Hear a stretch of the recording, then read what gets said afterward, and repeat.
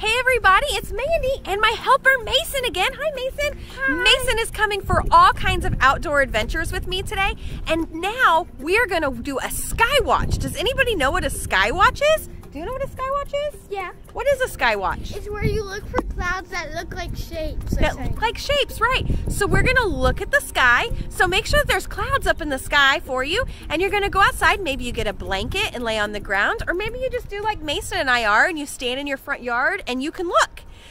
Mason, look, I think that one over there looks like a heart. That's pretty cool. Do you see one? Oh, that one looks like a wine glass. Oh, that's really cool. All right, so what I want you guys to do is to go on your own sky adventure and look for all the clouds with your family and talk about what shapes you see. And then my friends that I found on YouTube are gonna teach you all about different kinds of clouds there are in the sky. So are you ready? Okay, enjoy your sky watch. Have a great time. Oh, that's really cool. All right, have fun on your sky watch. Bye-bye.